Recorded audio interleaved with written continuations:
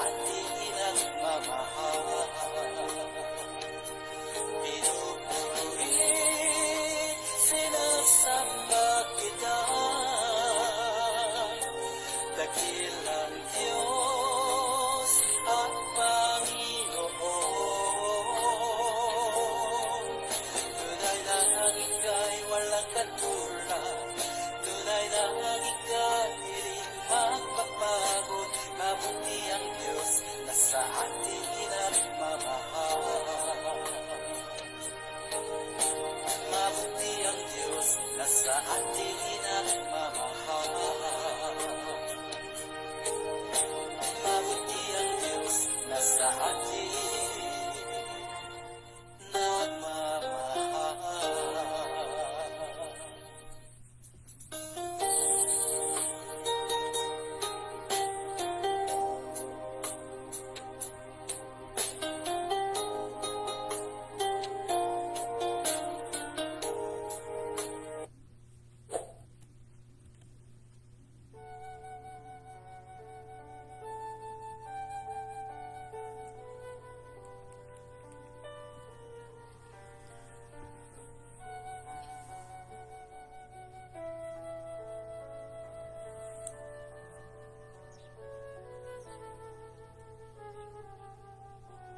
Naranasan mo na ba ang kabutihan ng Diyos?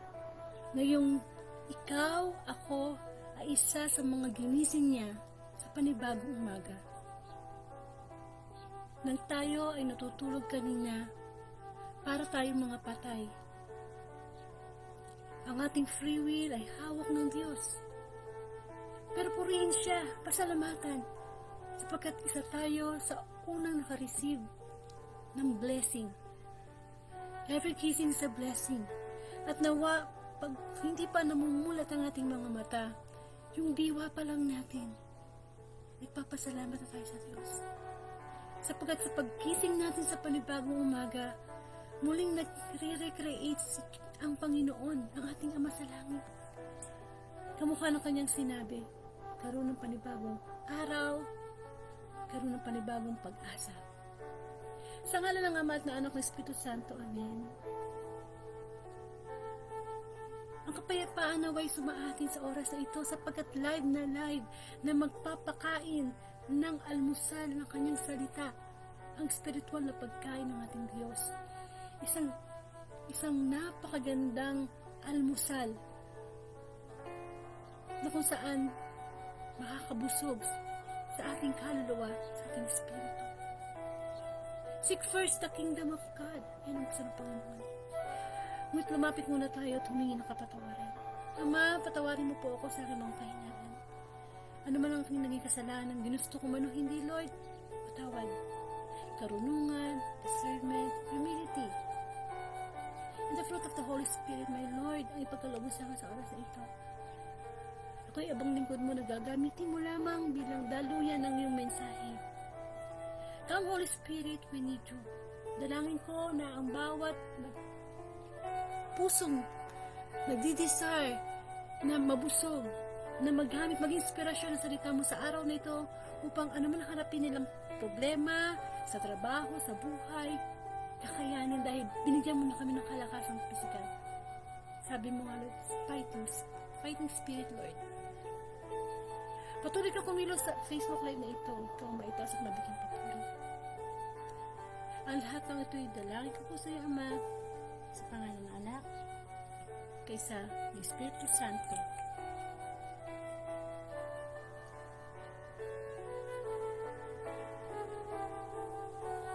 Come, Holy Spirit, I need you.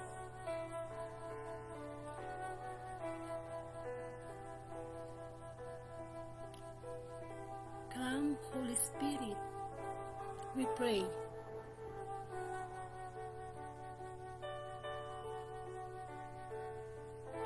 Come, your strength and your power.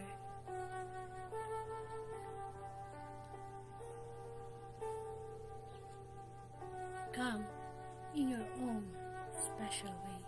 Purihin ang Diyos.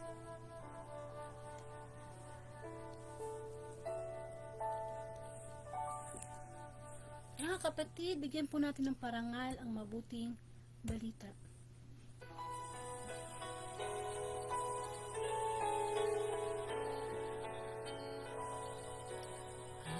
Hallelujah, hallelujah, wikain mo kung nakikinig ako sa iyo, mga salita. Hallelujah, hallelujah, hallelujah, hallelujah,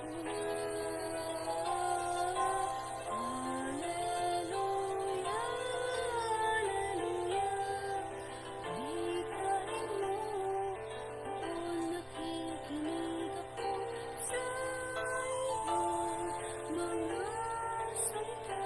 Hallelujah, hallelujah, hallelujah.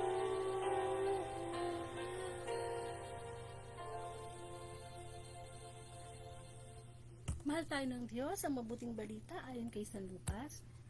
Papuri sa iyo, Panginoon. Tinangisan ni Jesus ang Jerusalem. Nang malapit na siya sa Jerusalem at matanaw niya ang lungsod, ito'y kanyang tinangisan. Sinabi niya, kung nalalaman mo lamang sa araw na ito kung anong nakapagdudulot sa iyo ng kapayapaan. Ngunit lingid ito ngayon sa iyong paningin, sapagkat darating ang mga araw na paliligiran ka ng kuta ng iyong mga kaaway, kukubkubin at gigipitin sa magkabila-kabila.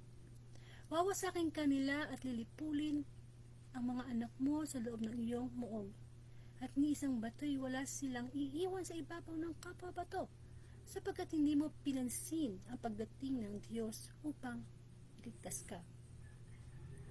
Mga kapatid, ang mabuting balita ng ating kaligtasan, pinupuri ka namin, Panginoong Hesukristo. Amen! Sumayin niyo ang kapayapaan ng Panginoon. Nako, alam niyo yung gospel, kitang-kita yung kapayapaan, nandoon yung salitang kapayapaan. So, welcome po sa Word of God Daily Gospel, at napakapalad ng mga taong nakikinig ngayon. Yung bang inuna, yung pakikinig, no? Kahit naman po tayo nakahiga, nagkakape, kahit anong ginagawa, pwede tayong makinig. Kasi ito na alam niyo po ba, kapag malakas ang espiritu natin, susunod yung katawang lupa natin. Pero kung inuuna natin lagi yung katawang lupa natin, humihina ang ating espiritu. Amen? So, ito pong gawain ito ay nagsimula noong August 5, 2019, at ang layunin po at the mission and the vision of this Word of God Daily Gospel ay ipalaganap po ang mabuting balita araw-araw. Parang ano po yon? Parang, hindi ba, may mga taong sanay magkape sa umaga. No? Hindi gagana yung araw nila walang kape. O kaya naman may mga taong sa umaga pa lang nagdadasal na. Yung bang may early in the morning, basta nagising, meron lang agad talaga naka-program na ginagawa. Sana mas i-program natin yung pakikinig ng mabuting balita, kasi napakahalaga nun. At napakapalad natin kasi nagbibigay tayo ng oras para dito. Alam natin napakarami na talagang hindi interesado. Yung bang pagising pa lang, problema na iniisip, pagising pa lang, nakasimangot na. Amen. Masarap at maganda ang mabuting balita sa araw na ito. Nawa, i-share nyo ang gospel sa bahay nyo, lakasan nyo para marinig na asawa nyo, anak nyo, o sino man dyan, o kapitbahay nyo, gamit kayo ng Bluetooth speaker. Isa yan sa pagpapakita ng pag-share ng gospel. Hindi lang yung i-share mo, ipopost mo sa gospel itong gospel ngayon. Hindi lang yon, yung nilalakasan mo, yung gusto mo, yung marinig sana to ng asawa ko, marinig sana to ng biyenan ko. Amen. Kasi hindi mo mapangaralan yung biyenan mo, yung mapangaralan yung asawa mo, yung kapitbahay mo. Nilakasan mo na lang, di ba? At least, nakakarinig ka na ng mabuting balita na i-share mo pa siya sa iba. Kaya nga ako hanggat maaari, sa umaga, pagising ko, nagdadasal ka agad ako. Pagmulat pala ng mata ko, thank you Lord. Tapos, ayokong nabubukas ng TV. Kasi alam ko, bad news Amen? Yung bang nag-aalmusal ka, chinap-chap ang asawa, pinatay, nagkabarilan, mataas ang presyo ng gasolina, tataas na ng presyo ng bad news. Totoo lang, real talk tayo. Pag nanood tayo ng news, okay, informative. Hindi naman masama, no? Baka masabihin nyo naman, masama ang manood ng... Hindi. Ang ibig ko sabihin, informative ang news kasi nagkakaroon ka ng current events. Na alam mo yung nangyayari. Tao ka, nag-exist ka, alam yung nangyayari sa paligid mo. Pero sabi nga, seek first the kingdom of God. Pag inuna mo yung mabuting balita, saka ka nanood ng news, ay nako, magkaiba ang feelings. Gagaan yung kalooban mo, hindi ka natatakot sa mga news. So, sana nakuha niyo yung mensahe ng Panginoon, no? Kung bakit ini-invite tayo na mag-online piging. So, pare-pareho po tayo, hindi natin nakikita ang Panginoon. Pero naniniwala ako na nandito yung presence ng Holy Spirit. Kasi nga, nagkakaroon tayo ng opening prayer. Sapagkat sa sino mang dalawa, o isa o dalawa o tatlo, o mahigit pa na nagkakasama sa kanyang pangalan, naroroon ang Panginoon. So ako po si Sister Angelica, taga Bulacan, at ako po isang Katoliko. At kung sino po man ang nakikinig na hindi Katoliko, ako po humihingi ng sorry. Kumbaga, tayo naman po ay pare-parehong sumasamba sa Diyos. So, sabi nga, respetuhan na lang ng ating pananalig. Amen? Si Kristo naman ang itinataas natin dito. At sana, kapag meron po nagsasalita tungkol sa salita ng Panginoon, nagbibigay ng reflection, wag po nating isipin na yun ay judgmental na tao. Hindi po. Sinasabi nila na kapag ang gospel daw, tinatamaan sila, napaka-judgmental naman yan. Hindi po. Kung judgmental ang pare, ang preacher, sabihin nyo ng unang judgmental ang Panginoong Jesus. Kasi siya yung nangmuna sa pagpapalaghanap ng mabuting balita. Ito po'y pangangaral na isang mapagmahal na ama. Hindi na tayo napapangaralan dahil malalaki na tayo, matitigas na yung ulo natin. So, hayaan natin ang ating ama ang magpangaral sa atin. Kasi araw-araw tayo nagkakasala, kailangan natin ang araw-araw na pangangaral mula sa mabuting balita.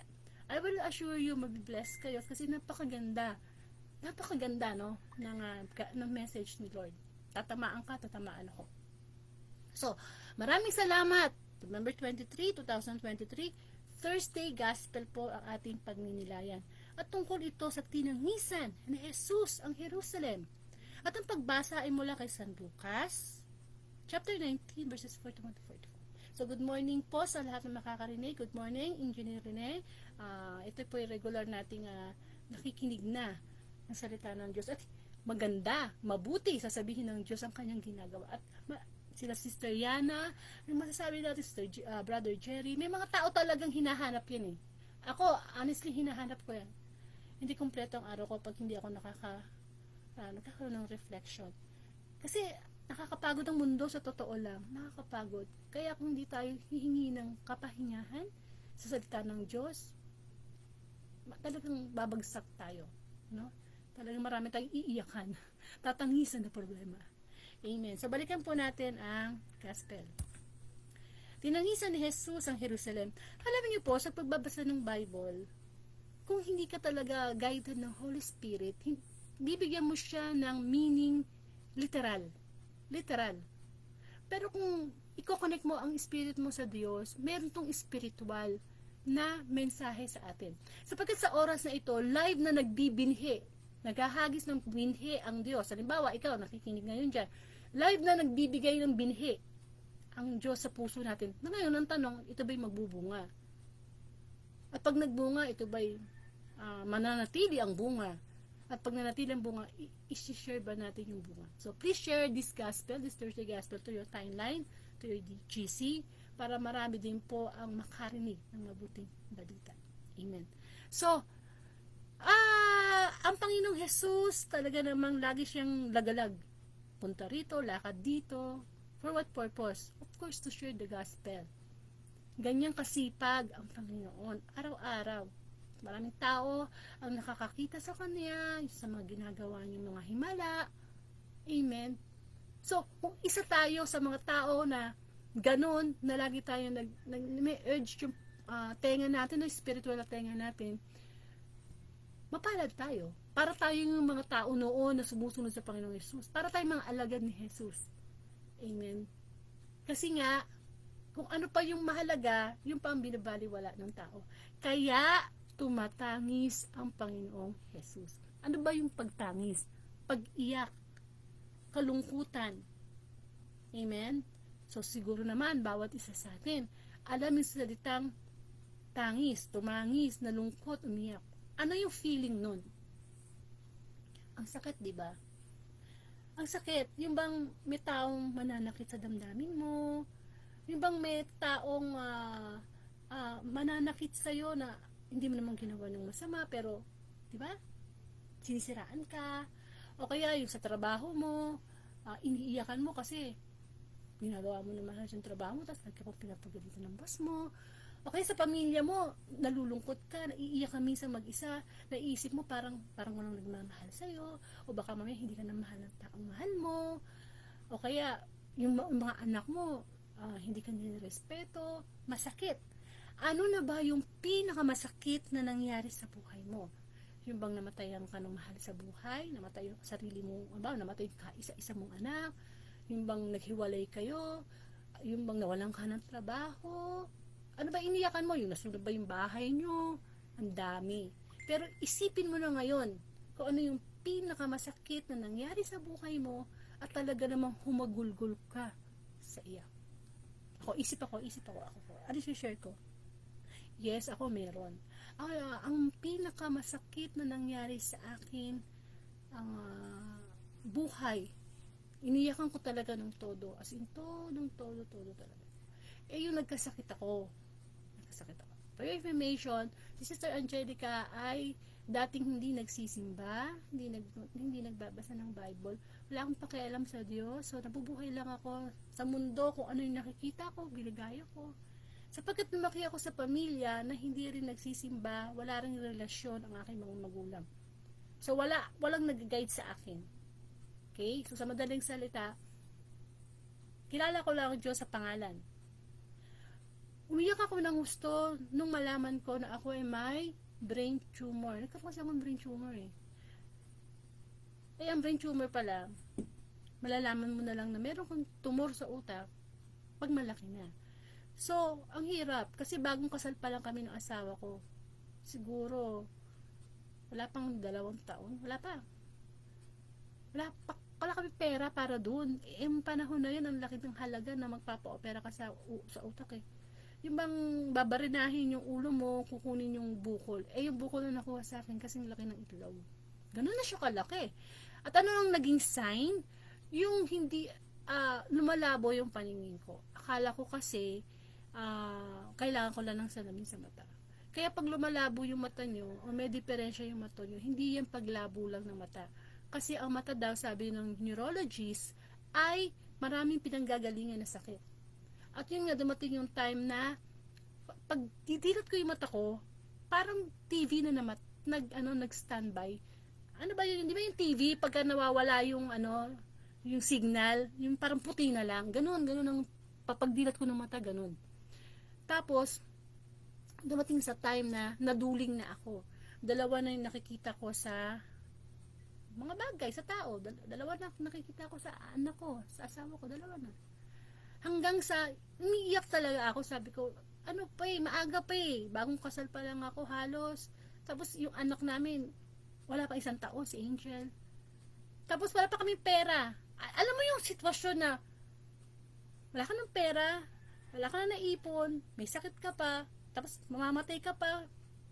Kasi, nakakamatay ang brain tumor pag hindi naagapan. Kasi, itong brain natin, connected to sa lahat ng ating 5 senses. Sense of smell, sense of seeing. Kapag hindi ito naagapan, pwede kang hindi makagalaw, makalakad. Marami madidiskrasya sa'yo. Hanggang sa, iyak ako na iyak. Anong gagawin? Pero dahil nga sa biniyayaan ako ng asawa na mapagmahal, lahat ng klaseng loan, ginawa niya. SS loan, pag-ibig loan, para lang maipon, para ipambayad sa aking sakit. At kapag naaalala ko yun, naiiyak ako. Iiyak ako ngayon, pero ipigil ko lang. Kasi nakita ko na, ang problema pala, akala ko masama. Yun pala yung way ng pagtawag ng Diyos sa akin, yung sakit. Kaya kung may sakit ka ngayon, huwag kang magtatampo sa Diyos. Ginaano lang yung attention mo kasi hindi mo siya pinapansin. Pag wala ka kasing sakit, masyado kang masaya eh. Hindi mo siya pinapansin eh. Pero pag may sakit na pala tayo at tumatangis na tayo, umiiyak na tayo, parang wala na tayong ibang source, kundi ang Diyos lang. Saka tayo na malapit, diba? So, blessing. Blessing ang sakit. Sapagkat gusto ng Diyos na lumapit tayo sa Kanya at i-heal niya tayo. Amen. Kaya kung that was 2002, 2002 ito ngayon. Amen. So kapag meron akong mabigat na problema, iniisip ko yun. At sabi ko, napakabuti mo, O Diyos.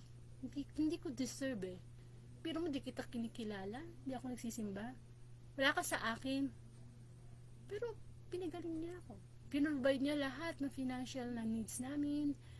Tapos, nung matanggal na yung bukol sa aking ulo, bumalik ang lahat. Naging maganda ulit ang aking pagtingin, pagbasa, pagkilos.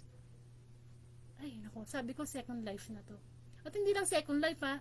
Marami pang nangyari sa akin na muntik na akong mamatay. Actually, pang fourth life ko na yata to. O nangyari din sa akin yung motor. Nakamotor ako, nakaparada ako, naka-open yung motor. May tumawag sa akin ka-sister ko. Paglingat ko sa kanya, naiikot ko, bumangga ako. Actually, ang bangga ko lang, halos, dalawang yarda. Parang ganyan, no? Pero tumama yung itong pinakagitna, anong sentido ko. Kaya meron ako ditong peklat eh. Hindi ba? O ibig sabihin, ang disgrasya, hindi mo inaakala. Meron mo nakatayo lang ako, tinawag lang, nalingat lang ako. Pagdabay ng lingat ko, gumanon yung kamay ko, nabangga ako. At yun ang pala yun, no? Yung biglang aksidente, hindi mo agad mararamdaman yung sakit. Pagkatapos, saka mo pala mararamdaman na maga yung mukha ko, nagdugo yung ilong ko. Amen. Oh, niligtas pa rin ako ng Panginoon. Diba? Marami pang nangyari sa akin na disgrasya, na nililigtas ako ng Diyos. Naniniwala naman ako na kaya niya ginagawa niya kasi may purpose pa ako sa buhay ko. Ayaw pa niya akong kunin. Amen. So, naiiyak ako at nagtatangis ako kasi alam mo yung feeling na ginawa mo na ng kawalangyaan, kasala ka na, pero eto siya, no, nagtsatsaga siya na pansinin natin siya, na mahalin natin siya. Ang hirap ng ganung klase, no, may taong nagmamahal sa'yo ng totoo, ng tapat, tapos sinasaktan mo lang, pinapabayaan mo lang, samantalang kundi dahil sa kanya hindi ka successful sa buhay mo, di ba? Yung masama pa, ang dami-daming kabutihang ginawa sa'yo, minsan lang nagkamali, hindi mo na mapatawad. Pagtangis, yung pagiging malungkot, ayaw nating maging malungkot. Sino ba namang tao ang gustong malungkot? Pero hindi natin aalis sa buhay natin na minsan talaga dumadating yung kalungkutan. Yung bang isa lang ang anak mo, kukunin pa ng Diyos, mamamatay pa. Ang sakit nun. Lalo na sa ina. Kaya nga dapat tayo nakakarinig ng salita ng Diyos eh. Kasi yung mga problema, mga pagsubok, hindi natin maalis yan sa buhay. Kahit naglilingkod ka sa Diyos, hindi mo maalis yan. Kahit pari ka pa, at nagkasakit yung nanay mo, ay pagdasal mo, kukunin yan. Kaya nga sabi ng Panginoong Hesus, sa kanyang mga alagad, nung tinanong siya na, paano po namin na maaano yung faith namin sa iyo, mapapatibay, mapapalakas. Sagot ng Panginoon, dagdagan nyo ang inyong pananampalataya. Ibig sabihin, kung meron kang peace of mind ngayon, dagdagan pa yan everyday. Para pag dumadating yung unexpected na sakit sa'yo, sa pamilya mo, mga disgrasya, minsan ka nasunugan, nanakawan, andun yung faith mo. Amen. Oo, masakit. Physically, emotionally. Pero there's a joy in your heart na salamat Panginoon, bagamat may sakit akong high blood ngayon, nakakakita pa ako. Salamat Panginoon, kahit putol yung kaliwa kong paa, may kanan pa akong paang nagagamit. Yung pang tipong may problema, may pagsubok, pero sinisikap mong tingnan yung biyaya ng Panginoon para imbis na tumangis ka, magreklamo ka, magwala ka, murahin mo ang Diyos, napapalitan ng kagalakan, ng pagpapasalamat. Amen. So, ito pong pagtangis ng Panginoon sa Jerusalem, actually, ang tinatangisan niya, yung Jerusalem tayo. Tayong mga tao. Bakit? Ang Diyos ay nasa langit at tayo nasa lupa. Meron siyang CCTV, sabi ko nga kahapon, di ba, na spiritual CCTV. Bawat kilos natin, kita niya. Bawat iniisip natin, kita niya. Lahat kita niya. So, ang tanong, siya ba'y napapangiti? O mamaya, nakasimangot na siya? Ang masakit, kapag napapaiyak natin ng Diyos. Diyos na yun napapaiyak pa natin. Amen.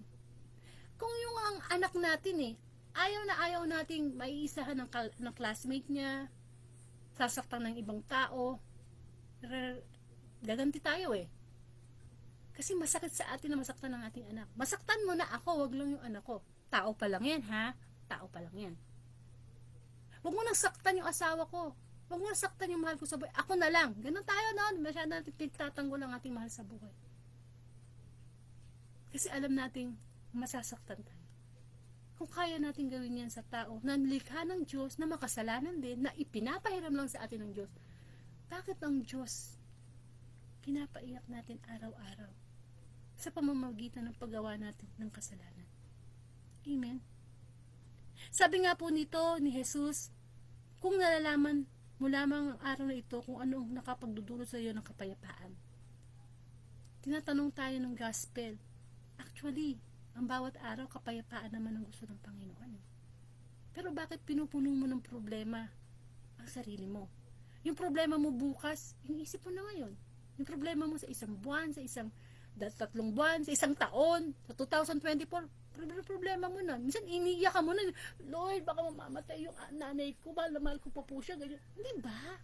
Samantalang sabi ng Panginoon, ang salita ng Panginoon, ina-assure na ang problema, kung ano lang yung itong araw na ito. Nakuha nyo? Kung ano mang pagsubok ng meron ka, ito lang, itong November 23 mo lang problemahin.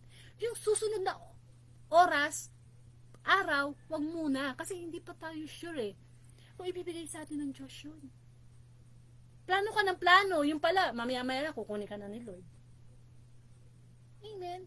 Ito na muna i-handle natin. O, meron kang problema sa empleyado mo, may problema ka sa trabaho mo, sa pamilya mo. Yun unang focus. At pag nag-focus ka, isama mo ang Diyos. Kasi pag nag-focus ka ng sarili mo ng decisions, gusto mo, ay, kapag tama at nakakalugod, ang ginagawa mo ngayon, dala na ang mga susunod na oras. Dala na yung kinabukasan, yung mga susunod na araw. Pero kung mali yung ginagawa mo ngayon, sigurado yung mga susunod mali. At paano natin malalaman kung tama o kalooban ng Diyos ang ginagawa natin? Paano mo malalaman na itong decision mo o kalooban ng Diyos? Of course, dapat talaga tayo nakakarinig ng salita ng Panginoon. Kasi nandoon yung sagot sa bawat problema natin.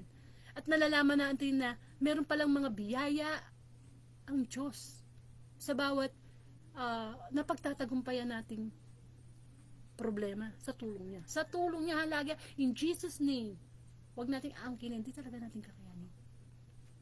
Amen. Kapayapaan, yun ang ibinibigay sa atin Diyos. Hindi pa pag nagsisimba po tayo, meron doon yung part na, peace be with you. Peace be with you. Natatandaan ko dati, nagkakamayan ng mga tao Pero ngayon, tango-tango. Kasi di ba, nauso yung pandemic, na bawal maghawak-hawak ng kamay. Pero kapag binibitiwan ba yung salitang, peace be with you, nasa puso ba? O baka naman para lang tayong mga manok na ano ba yung putak-putak pag peace be with you? Wala, sa nguso lang pala lumabas yung peace be with you, pero wala sa puso. Kaya merong ganong peace be with you. Ibig sabihin, yung kapayapaang meron ka, ibinibigay mo sa kapwa mo. Kasi yung kapayapaang meron ka, nagmula yun sa Diyos. Amen? Kaya nga tayo nagsisimba kasi gusto natin maging payapa. Yun ang meaning kung bakit tayo nagpi-peace be with you. Kaya siguraduhin mo na kapag dinignan mo yung kapwa mo, talagang binibigay mo kapayapa. Hindi yung peace be with you pero galit ka sa biyenan mo. Peace be with you pero galit ka sa... Hindi ba? Plastic yun. Amen? Sapagkat si Kristo ay Prince of Peace. Siya ay prinsipe ng kapayapaan. Bukod pa siya ay divine healer. Amen. So, kapayapaan. Payapa ka ba ngayon? May problema ka ba sa pera? Payapa ba? O ano na? Nagtatago na sa mga inutangan? Yeah. Ano ba? May peace ka ba ngayon? Kapayapaan ba ang meron sa'yo ngayon na sa umagang ito, aalis ka ng bahay? Payapa ka ba na ano man ang mangyari sa'yo? Siyempre, huwag naman itulog ng Panginoon. Madisgrasya ka, whatever. Payapa ka ba na hindi ka natatakot sa kamatayan? Kahit anytime? Isa yan sa mga sign na hindi ka takot mamatay kasi nananabik ka pa na makita ang Panginoon. O baka naman sabi, Lord, huwag mo muna akong kunin, nagpapaaral pa ako. Lord, huwag mo muna akong kunin, may pangarap pa ako. Hindi dapat gano'n ang prayer. Lord, kung kukunin mo man ako ngayon, handa ako kasi ang kapayapaan sa puso ay nasa iyo. Kasi yun ang gusto mo eh. That's your plan eh. Mabuhay tayo sa will ni Lord. That's the will natin. Amen. Kasi nga sabi dito, sapagkat darating ang araw na paliligiran ka ng kuta ng iyong kaaway, kukupkubin at gigipitin na magkabila-bila. Spiritually, ang ibig sabihin niyan, sa bawat araw, harap, kanan, kaliwa, likod, taas, baba, napapaligiran tayo ng spiritual warfare, digmaang spiritual, na kabi-kabila, babatuhin tayo ng tukso para tayo bumigay sa kasalanan. Ano yung panglalaban natin kung hindi tayo nakikinig ng salita ng Diyos? Minsan paglabas mo, hindi mo akalain, may makakasangga ng kotse mo. Di ba, road rage? Nakita natin yan, no? May itang ulo mo, wala kang peace of mind nung lumabas, hindi ka man lang nagpasalamat sa Diyos, nagdasal. Ano magiging mangyayari? Away, baka patayin ka pa. Tapos mamaya-maya, nung matapos yung ganong insidente, maya-maya pagpasok mo sa office, galit na galit sa'yo yung boss mo. Di ba? Minsan ang problema, hindi mo inaasahan na madating eh. Minsan sabay-sabay pa eh. Unexpected. Paano tayo tatayo sa ganung sitwasyon kung wala yung ating kapayapaan? Talagang tatangis tayo. Talagang maiiyak tayo. Amen. Ang diablo ay parang leon na naghihintay lang ng perfect timing para lapain tayo. Tahimik lang yan. Tingnan lang, ops. Ito yung kahinaan niya. Matukso nga. Amen. Kasi wawasakin talaga tayo ng diablo. Ang pinakasagad na pagwasak niya sa atin, yung pagpapakamatay, yung suicide. Kasi ang mga taong nagpapakamatay, wala na ng pag-asa sa Diyos. Kapag nagpakamatay tayo, yung ating espiritu, tinatanggalan natin yung templo ng Espiritu Santo sa ating katawan. Wala na pag-asa eh. Amen. Tapos tatangis, iiyak yung ating mga mahal sa buhay. Of course, hindi natin hinusgahan ng mga taong nagpakamatay. Nasa kamay yan ng Diyos eh. Pero sabi ng Diyos, mahalin natin ang ating buhay. Kasi isa lang yan. Kano makabigat ang problema mo ngayon, kapatid, sandali lang yan. Ang bilis ng panahon. Maghirap ka man, magdusa ka man, sumunod ka man sa Diyos na nagsasakripisyo ka sa loob ng 100 taon, halimbawa kang nabuhay, sandali lang yan. Compare sa inaalay sa atin ng Diyos na walang hanggang buhay kasama siya.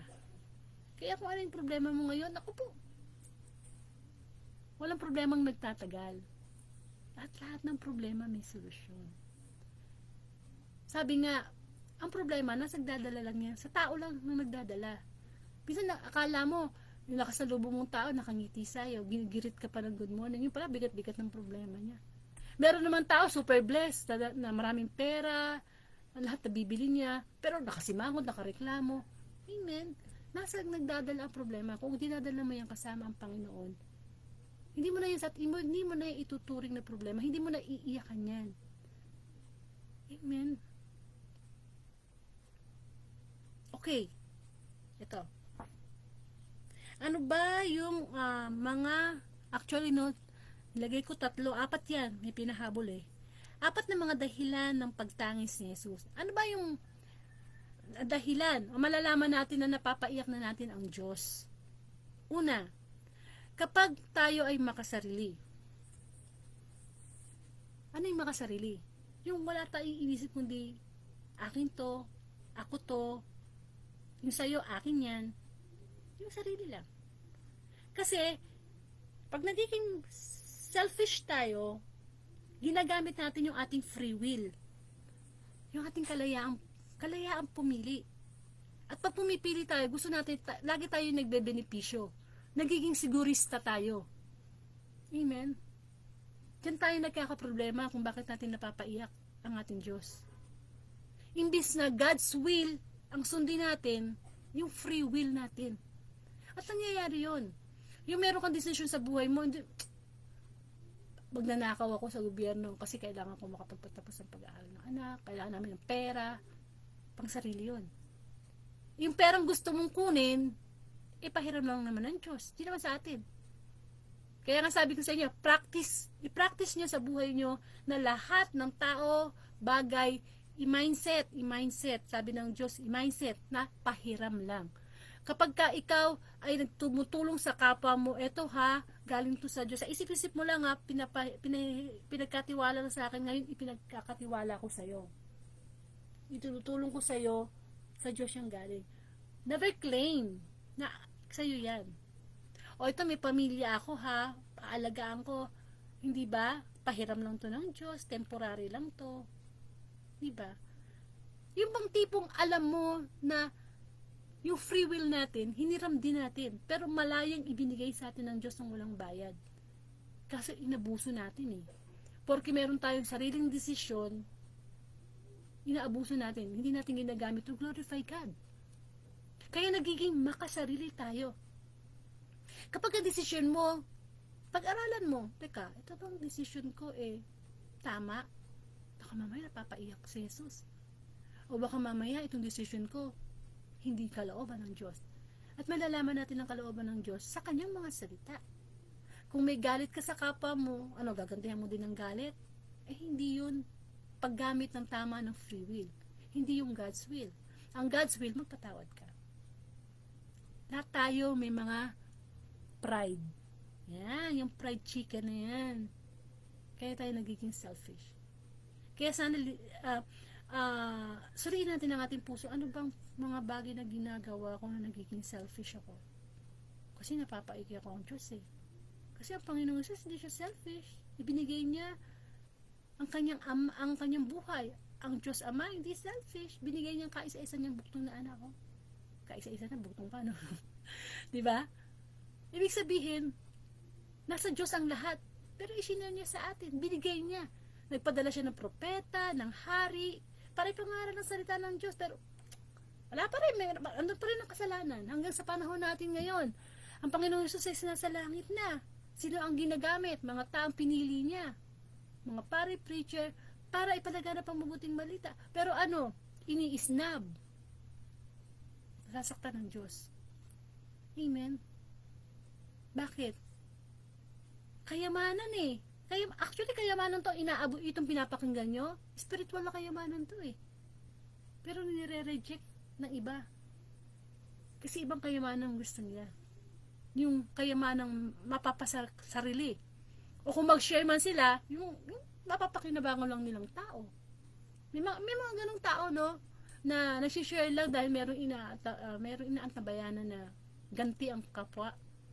Pag tayo po'y tumulong, huwag po tayong mag-expect ng ganti sa ating kapwa. Sapagkat ang Diyos dapat ang nagre-reward.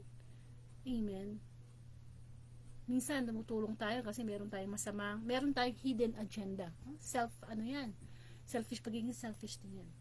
So, number 1, itatanong ng Panginoon, ano ang mga bagay na ginagawa mo na nagpapakita na nagiging selfish ka, na yung free will mo ginagamit mo to hurt the feelings of our God, of our loving God.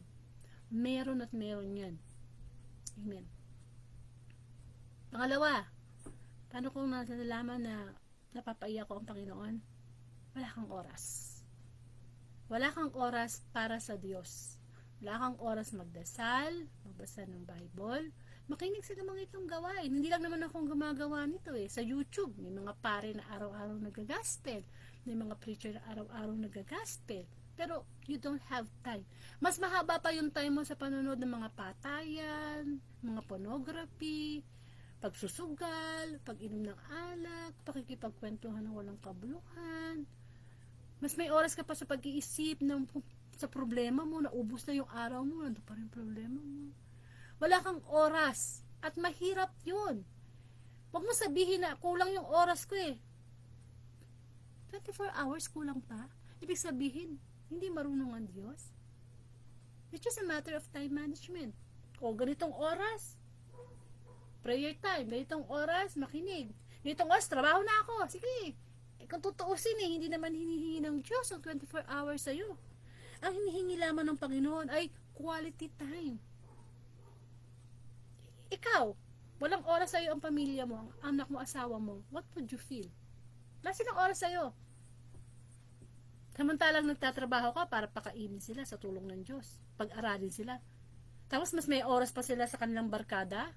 Mas may oras pa sila sa ibang tao. Sakit, di ba? Ikaw yung nagpapahalaga, pero iba yung pinapahalagahan.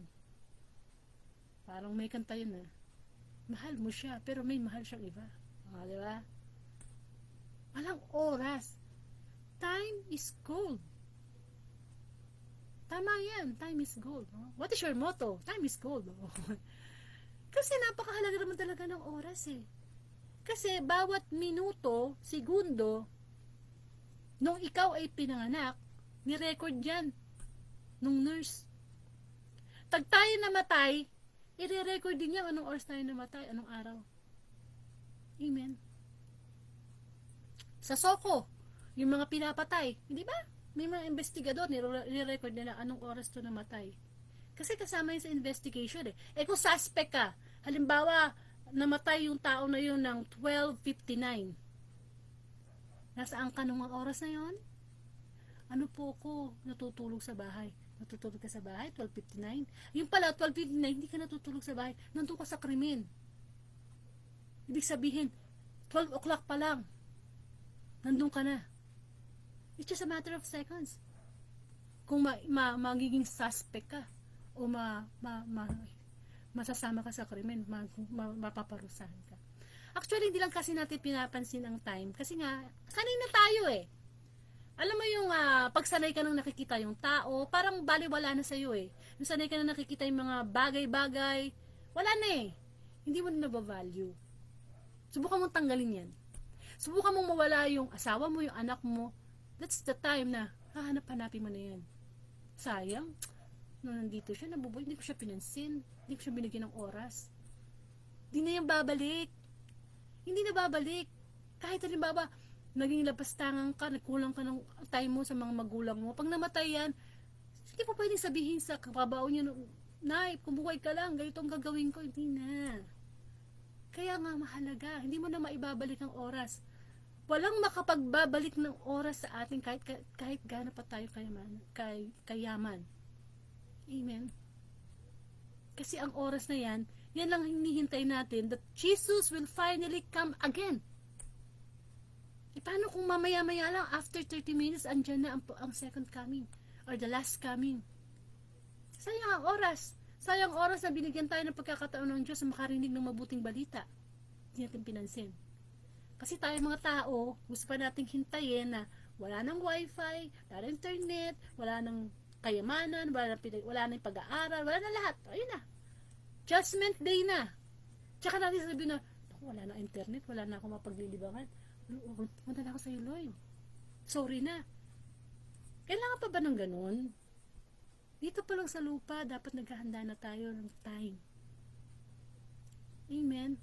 Bakit? Okay, share ko yung experience ko. Sabi ko nga sa inyo noon, nung kabataan ko, wala akong time kay Lord. 24 hours, sa buong taon lumipas, hindi ako nagdadasal. Unlike ngayon, everyday, may time ako kay Lord. Everyday, kulang ang araw ko pag di ko siya nakausap. Bakit? Kasi alam ko na mahalaga yung oras nakipag-usap sa Panginoon. Kung gusto kong makausap yung favorite kong artista, singer, mas dapat ninanais natin makausap. Kung gusto mong makausap ang yung asawa na sa abroad, nag-video call pa kayo kasi namimiss mo na siya, mas lalo ang Diyos dapat pinakausap natin through prayer. Kasi siya lang naman pagpagsilihan natin ng lahat ng nilalaman ng ating puso. Yung bang tipo sa buhay mo, yung oras natin, ginagamit natin sa kapaki-pakinabang.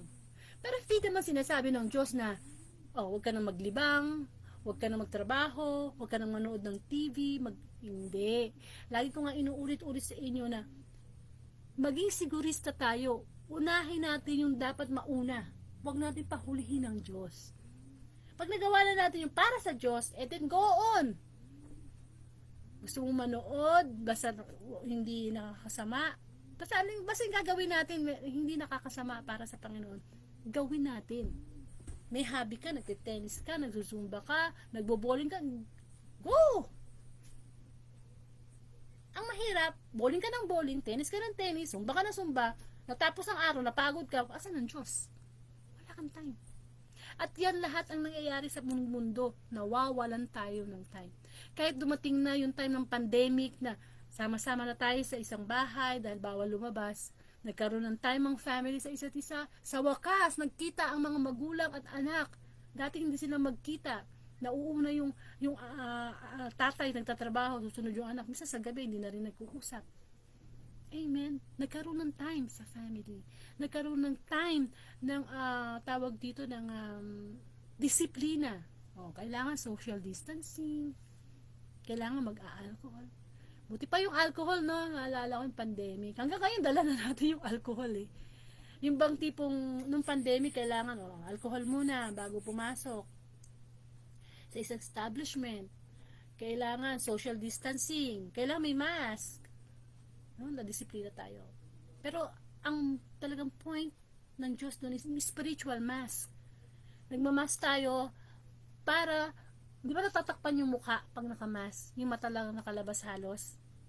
Para makita natin si Kristo. Nag-alcohol tayo para luminis yung kamay natin kasi may mga virus coronavirus. Spiritually, spiritual alcohol. Dapat meron. Yun natin dinidisinfect ang ating mga sarili sa kasalanan. May mga taong talagang malinis.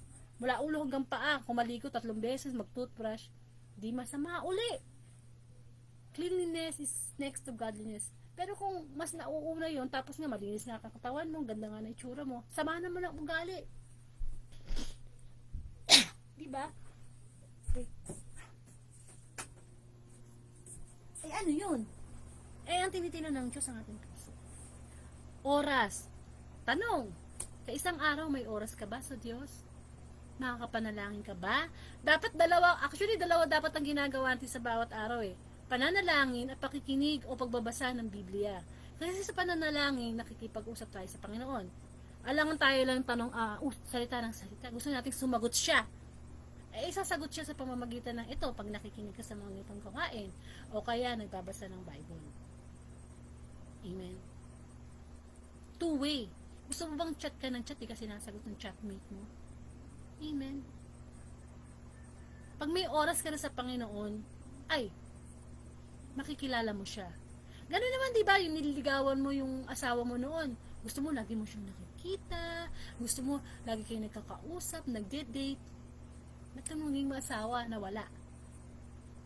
Hindi dapat ganun. So, dapat sa Diyos ganun din. Lagi nakikipag-usap. Kasi kung hindi ka nakikipag-usap sa Diyos, wala kang time, maraming kakausap sa'yo. Mga bad influence sa tao na sa paligid mo. Yung mismong pangyayari. Minsan yung sarili mo, kausapin ka. Kakasapin ka na gumawa ng masama. Okay? So, pangalawa, may oras ka ba sa Panginoon? Hindi lang sa panahon ng problema. Dapat everyday. Hindi naman kinakailangan ni Lord na napakahabang dalangin, no? It's just a simple ng, Lord, I'm sorry, I love you, thank you. Just recognizing na, Lord, nandito ako ngayon sa araw na ito kasi habag ka na naman sa akin. Pwede mo naman akong hindi nagisingin. Gising tayo. Amen. So, ayan na ha. May pangalawang tanong na ang Panginoon. No? Una, ano ba yung mga makasarili nating ginagawa para gamitin natin ating free will sa kasamaan? Pangalawa, may oras pa tayo sa Diyos. Pag wala tayong oras sa Diyos, darating din ang time na wala na, mawawala na rin tayo ng oras. Ubus na ang oras. Period na, final na. Ito na ang judgment day. Kahit magbalik tayo, magbasa araw-araw, wala na. Kasi ang habag naman ng Diyos, mga kapatid, hanggat buhay tayo. Pero once na namatay na tayo, tapos na ang kwento. Kahit sabihin natin na, Panginoon, Panginoon, diba? Pangatlo, okay, napapaiyak natin ang Diyos kapag tayo ay tungkol sa pagpili sa kasalanan. Nabubuhay tayo, everyday, nabubuhay tayo sa choices. Pansin nyo? Sa bawat kinikilos natin, lagi tayo namimili. Ano ba ulam ngayon? O, ganito, ganyan. Saan ba ako pupunta ngayon? Ganito, ganyan. Ano ba susuot ko? Ganito, ganyan. Pero more than that, ang gusto ng Diyos. We're living between good versus evil. Namimili tayo lagi ng mabuti versus sama-sama. At ang sabi ng Panginoon sa Romans, na Roma chapter 12 verses 21, huwag kayong padaig sa masama, kundi daigin nyo ng mabuti ang masama. At yan ang tayo nagkakaproblema. Kaya tayo nagiging makasalanan o nagkakasala sa Diyos na napapaiyak natin siya kasi lagi natin pinipili yung masama. Once na pinili natin yung masama na alam natin sa kanyang mga utos, ayaw niya yun, ayun, napapaiyak natin yung Panginoon. Tumatangis siya. Tayong mga taong na Jerusalem na may tuturing ay tinatangisan niya. Amen. Nasasaktan natin ang Diyos. Na siya naman talaga yung kauna-unahan at totoo ha. Ang Diyos lang ang nagmamahal sa atin ng totoo. Sabihin na natin mahal tayo ng pamilya natin. Pero wala yan. Wala yan sa pagmamahal sa atin ng Diyos. So bakit natin laging pinipili yung kasalanan kaysa dun sa kabutihan? Kasi pag tayo pumipili ng kasalanan, ang laki ng balik sa atin yan eh. May mga consequences yan eh. Bawal lang nga sa'yo yung sobrang alat, bawal lang nga sa'yo yung ganitong mga bisyo. Sige ka pa rin eh. May balik yan. Parang basura na itinapon mo, babalik sa'yo balang araw. Pagpili. Paggising pa lang, is your choice. Sasambahin mo ang Diyos, papasalamatan mo o hindi. May nanggagalit sa'yo, papatulan mo o hindi. Amen. Gaganti ka o hindi. It's a choice. Pansinin nyo, kahit sa kalit-liit ng bagay, pumipili tayo. But we have to choose between the good versus evil. Pero sabi nga ng salita ng Panginoon, laging mabuti. Kasi yung mabuti, nag-glorify ang Diyos sa pagkilos mo, sa pag-iisip mo, sa pagsasalita mo. It should be in good terms. Na, teka muna, galit ako eh, sasabihin ko ba to? Tahimik. Kapag galit ka, tumahimik ka. Kasi sabi nga, more talk, more mistake. Pagka galit ka, that is your choice because that is the choice of God para sa atin. Amen. Wawaldasin ko pa itong pera ko, it's your choice. Pinahiram lang yan sa'yo ng Diyos eh. Pero lagi natin tatandaan na talagang nasasaktan natin ng Panginoon. Isang Panginoong Jesus na sakripisyo ng kanyang buhay. Actually, hanggang kamatayan, mahal na mahal tayo ng Panginoong Jesus eh. Yung nasa krus siya ng Kalbaryo, nakapako na siya, nilait-lait na siya ng mga tao, ng mga soldier doon, di ba? Pinainom pa siya ng suka, tinusok-tusok pa yung taligiliran niya, hinubaran pa siya. Ikaw nga mapunta doon, ako po, anong nakakahiya, di ba? Na ginaganong-ganong ka ng tao, wala ka namang kasalanan. Pero hanggang kamatayan, anong sabi niya? Isa sa kanyang mga 7 last word, Panginoon, patawarin mo sila sapagkat hindi nila alam ang kanilang ginagawa. Pero mo mamamatay na lang siya, pinapanalangin niya pa tayo sa kanyang Ama sa langit. Amen. Kung tutusin, dapat sabi niya, mga walang niya kayo. Pagkatapos ng ganitong ginawa ko, ganito yung loob. Ama sa langit, parusahan niyo na to. Hindi eh.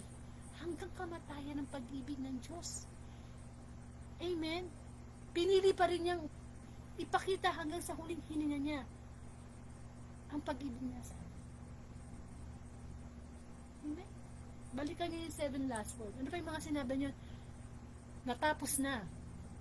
Ama, ina, ito ang yung anak ko. Amen. Ang pag-ibig ng Diyos, unconditional. Lagi niyang pinipili yung kabutihan. Yung bang tipong kahit alam niyang Anak siya ng Diyos. Pero wala eh. Pinili niyang sundin ang kalooban ng Panginoon. Kahit maiyak-iyak na siya sa pananalangin niya sa Gethsemane, lumalabas na sa kanya, hindi pawis, dugo eh. Kasi talaga yung katawang lupa niya, paparusahan, bubugbugin, lalaitin.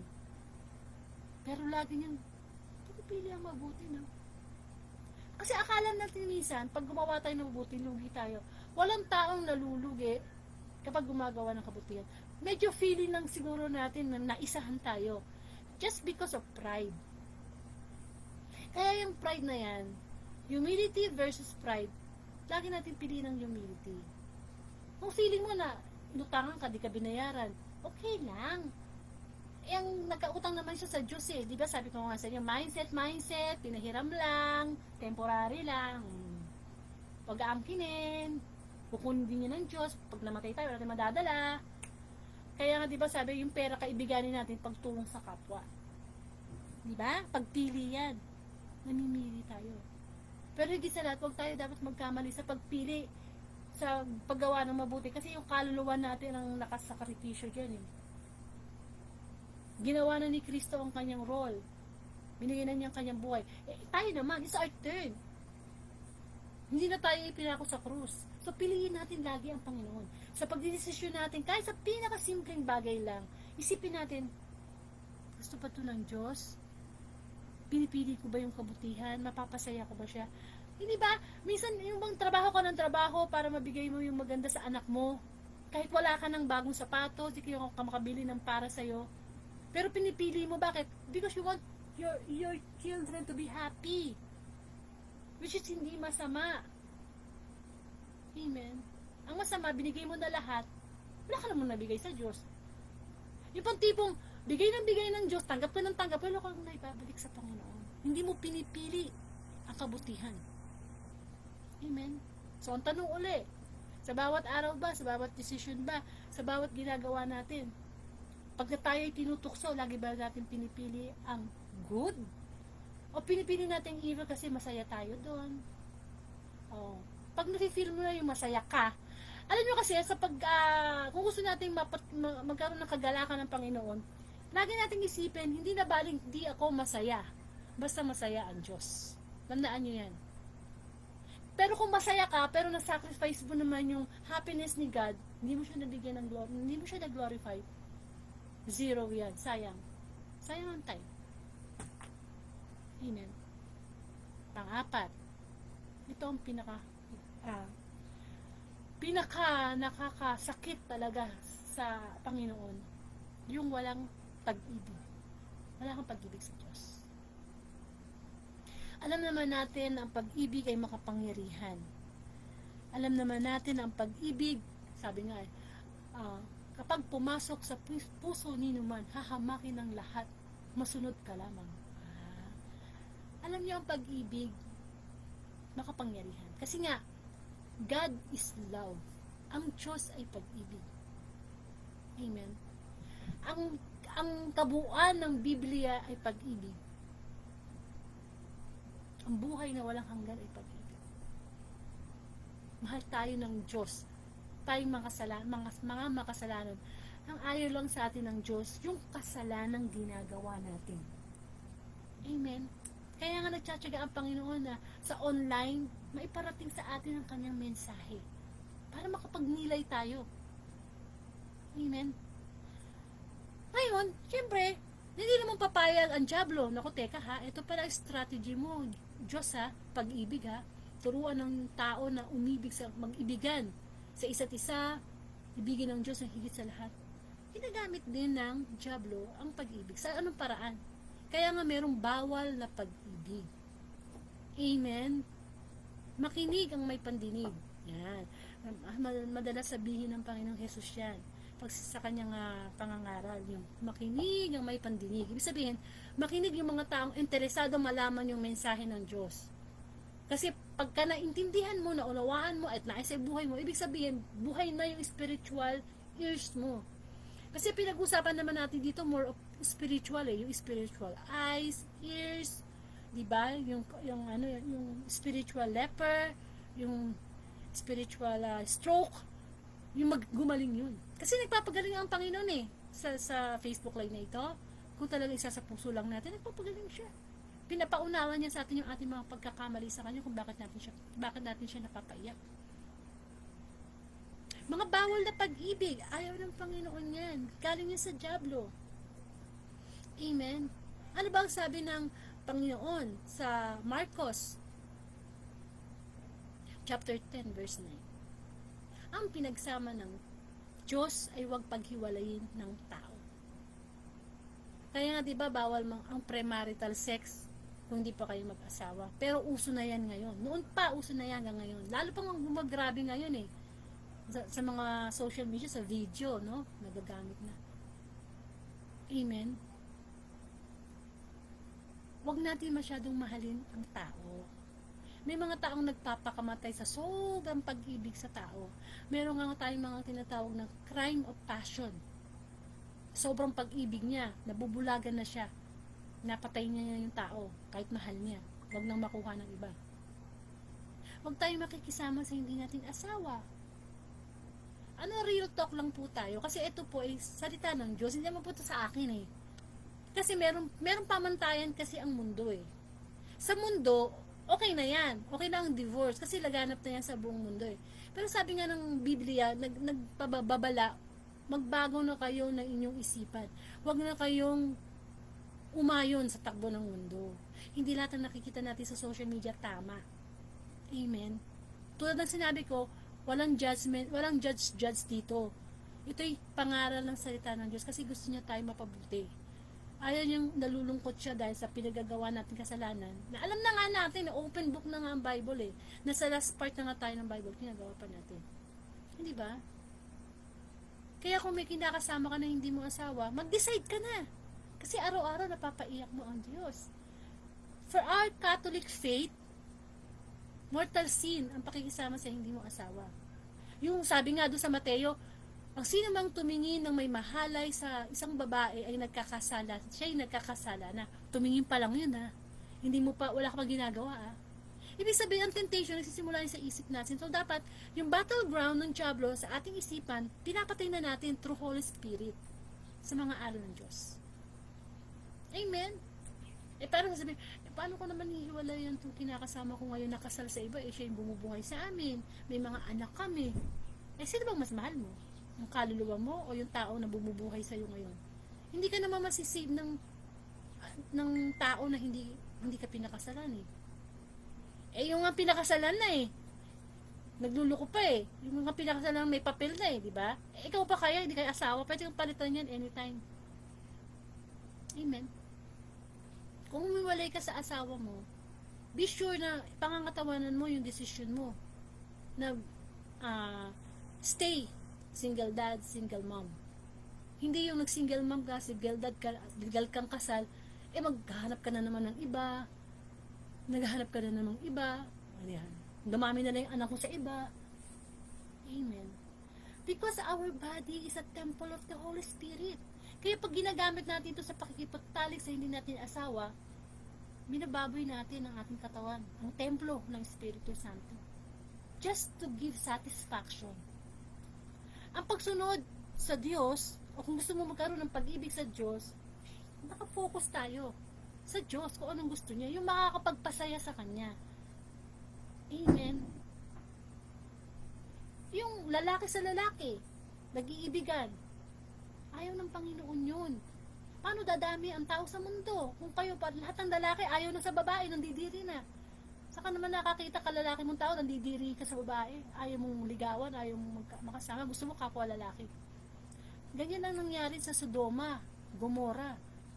Tinupok ng asupre, ng apoy.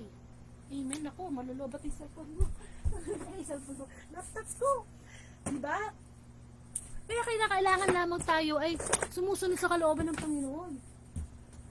Para sa ganon, ay, amen. Di ba, pagkaputol siya, magre-relive na lang ako. Amen. Nawala sa isip ko, dahil ba, nagising ko, sorry Lord. Ayun, kita ko yung laptop, kita ko yung charger ko. Ayan. Yan yung mga nangyayari sa live minsan. Ng mga nakakatuwa na Matatapos na, matatapos na yung battery. Teka, saksak natin. Yan. So, ang kabutihan ng Diyos, nandyan. Yung pag-ibig natin sa Diyos, kulang.